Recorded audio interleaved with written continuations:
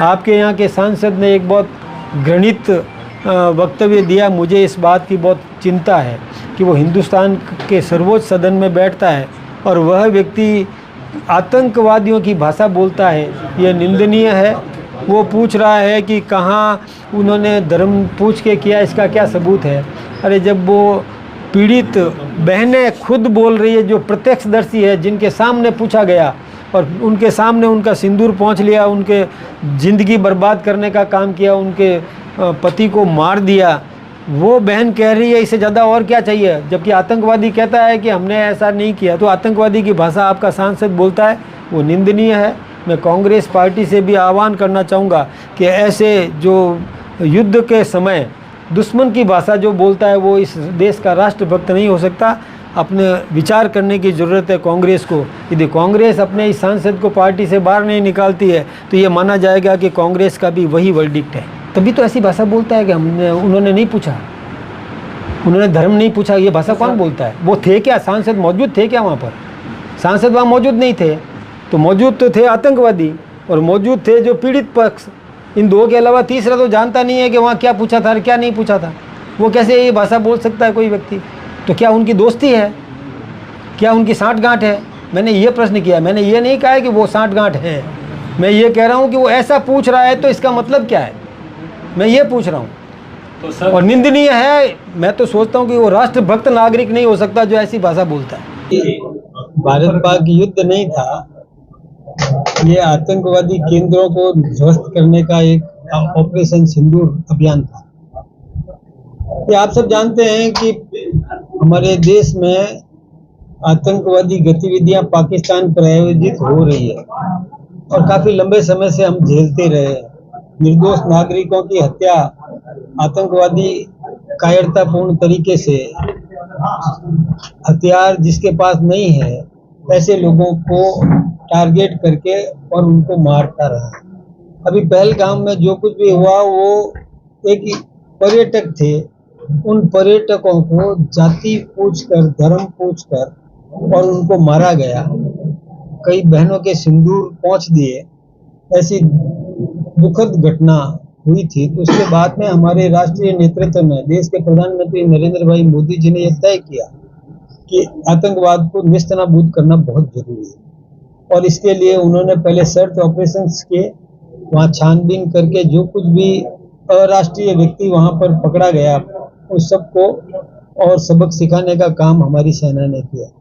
इसके बाद आतंकवाद यहीं समाप्त नहीं होता। वहाँ कारखाना जहाँ है, आतंक जहाँ से पैदा होता है, उन कारखानों को ध्वस्त करना बहुत जरूरी था। इसके लिए सेना को पूरी छूट दी गई। हमारी सेना ने बड़ी बहादुरी से और लक्ष्य तय करके, चाहे वो रावलपिंडी के दूर यानी हमारे देश की सीमा से 500 किलोमीटर दूर भी वो कोई आतंकवादी केंद्र था, उसको भी ध्वस्त करने का काम किया। 100-150 किलोमीटर दूर जो कोई आतंकवादी जहाँ था, निशाना तय करके यहाँ से मिसाइल छोड़ करके उसको ध्वस्त किया। ये हमारी सेना ने बहुत बहादुरी का काम किया। आतंकवादियों के केंद्रों को नष्ट किया, उनको संरक्षण देने वालों की रीढ़ तोड़ दी। पाकिस्तान गिड़गिड़ाया, पाकिस्तान के एयर बेसेस को ध्वस्त कर दिया जहां से कि वो किसी भी प्रकार का और हमला करने की तैयारी कर सकते थे। उनके रडार तोड़ दिए। उनके परमाणु संयंत्र जहां लगा हुआ है उसमें लीकेज शुरू हो गया। जब उससे लीकेज शुरू हुआ तो पाकिस्तान गिड़गिड़ाया। वो दुनिया के सभी देशों से प्रार्थना करने लगा कि हमारा ये युद्ध बंद कराओ, लेकिन हमारा देश किसी से सुनने वाला नहीं था। आखिर पाकिस्तान के सर्वोच्च सेनाधिकारी ने हमारे सेना के सर्वोच्च अधिकारी से जब चर्चा की और गुहार की कि आप कृपा करके युद्ध को रोक दीजिए, तब हमारी सेना, हमारे सेना नायक ने कहा कि हमारी शर्तों पर होगा। उन्होंने स्वीकार किया। हमने भी कुछ शर्तें रखी और उन्होंने वो शर्तें स्वीकार की, तब जाकर के और ये जो अभियान ऑपरेशन सिंदूर, इसको कुछ समय के लिए रोका गया। कुछ समय के लिए रुका है, अभी कोई समाप्त नहीं हुआ। यदि फिर से पाकिस्तान ने कोई दुस्साहस किया, कुत्ते की पूंछ की तरह फिर कोई टेढ़ापन दिखाया, तो ऑपरेशन सिंदूर अभी जारी है, कोई समाप्त नहीं हुआ। सबक सिखाने के लिए हमारी सेना पूरी तरह से तैयार है। हमने किसी भी पाकिस्तानी नागरिक को निशाना नहीं बनाया। जबकि पाकिस्तान ने हमारे रहवासी इलाकों में और मिसाइलें छोड़ी। मैं अभी फलोदी के पास में गया था, एक स्थान पर मैंने खेत के अंदर एक मिसाइल, डिफ्यूज्ड मिसाइल वहां गिरी थी, खेत के अंदर खड्डा पड़ा। यानी उन्होंने अंधाधुंध मिसाइलें छेड़ने का काम किया। लेकिन हमारी सेना ने कहीं पर भी किसी आवासीय बस्ती को टारगेट नहीं किया, केवल उन्हीं को टारगेट किया जो आतंकवाद के केंद्र थे। हम पाकिस्तान की जनता के दुश्मन नहीं है, पाकिस्तान की जनता को मारना नहीं चाहते थे, हम आतंकवाद को समाप्त करना चाहते थे।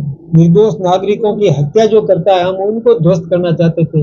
उन कारखानों को समाप्त करने में हमारी सेना सफल हुई, इसलिए ऑपरेशन सिंदूर काफी हद तक सफल हुआ।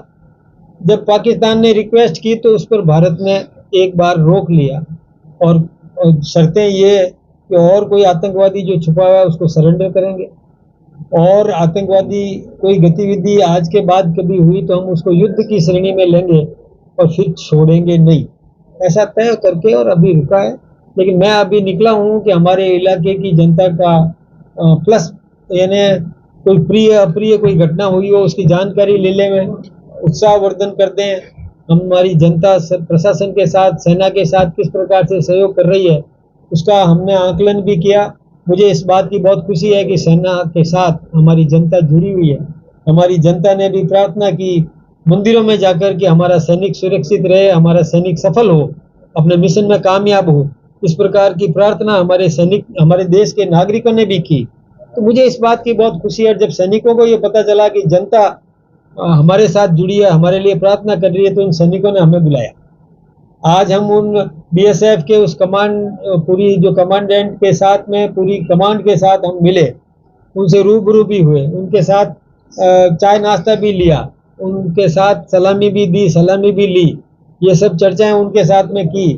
तो हमको लगा कि जनता के साथ सेना का सहयोग और बहुत अच्छा है, जनता उत्साहित है और निश्चिंत है कि कोई चिंता वाली बात नहीं। सेना भी हमारे देश की रक्षा के लिए तत्पर है।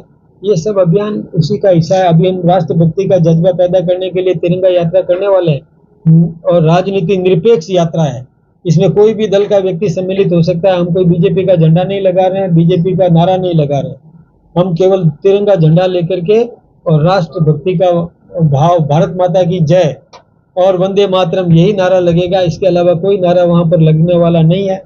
सभी राजनीतिक दलों के नेताओं को हमने आमंत्रित किया है कि आप आइए। पक्ष में भी देशभक्ति होनी चाहिए, विपक्ष में भी देशभक्ति होनी चाहिए, हम ये अपेक्षा करते हैं।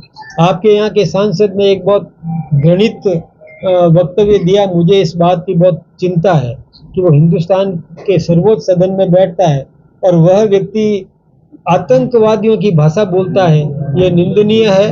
वो पूछ रहा है कि कहाँ उन्होंने धर्म पूछ के किया, इसका क्या सबूत है। अरे जब वो पीड़ित बहनें खुद बोल रही है, जो प्रत्यक्षदर्शी है, जिनके सामने पूछा गया और उनके सामने उनका सिंदूर पहुंच लिया, उनके जिंदगी बर्बाद करने का काम किया, उनके पति को मार दिया, वो बहन कह रही है इससे ज्यादा और क्या चाहिए। जबकि आतंकवादी कहता है कि हमने ऐसा नहीं किया। तो आतंकवादी की भाषा आपका सांसद बोलता है, वो निंदनीय है। मैं कांग्रेस पार्टी से भी आह्वान करना चाहूंगा कि ऐसे जो युद्ध के समय दुश्मन की भाषा जो बोलता है वो इस देश का राष्ट्रभक्त नहीं हो सकता। अपने विचार करने की जरूरत है कांग्रेस को। यदि कांग्रेस अपने इस सांसद को पार्टी से बाहर नहीं निकालती है तो ये माना जाएगा कि कांग्रेस का भी वही वर्डिक्ट है। सर, आपने भी आरोप लगाए हैं कि सांसद जो है वो कांग्रेस के आतंकवादियों से साठगांठ करके बैठे थे। तभी तो ऐसी भाषा बोलता है कि उन्होंने नहीं पूछा, उन्होंने धर्म नहीं पूछा। ये भाषा कौन बोलता है? वो थे क्या? सांसद मौजूद थे क्या वहां पर? सांसद वहां मौजूद नहीं थे, तो मौजूद तो थे आतंकवादी और मौजूद थे जो पीड़ित पक्ष। इन दो के अलावा तीसरा तो जानता नहीं है कि वहां क्या पूछा था और क्या नहीं पूछा था। वो कैसे ये भाषा बोल सकता है कोई व्यक्ति? तो क्या उनकी दोस्ती है? क्या उनकी साठगांठ है? मैंने ये प्रश्न किया। मैंने ये नहीं कहा है कि वो साठगांठ है। मैं ये कह रहा हूं कि वो ऐसा पूछ रहा है तो इसका मतलब क्या है, मैं ये पूछ रहा हूं। तो और निंदनीय है। मैं तो सोचता हूं कि वो राष्ट्रभक्त नागरिक नहीं हो सकता जो ऐसी भाषा बोलता है, दुश्मन की भाषा बोलता है। वो राष्ट्रभक्त कैसे हुआ? तो मध्य प्रदेश के आपके मंत्री, उन्होंने भी इस तरह का बयान दिया है। कौन मंत्री? विजय शाह। क्या बोला उन्होंने? उन्होंने ये बोला है कि कर्नल जो सोफिया है वो लगातार बयान रहे थी, उस पर उन्होंने सवाल खड़े किए हैं कि किस तरीके से। उसके बाद में जबरदस्त तरीके से जब मीडिया में आया तो उसके बाद में उन्होंने माफी भी मांगी है।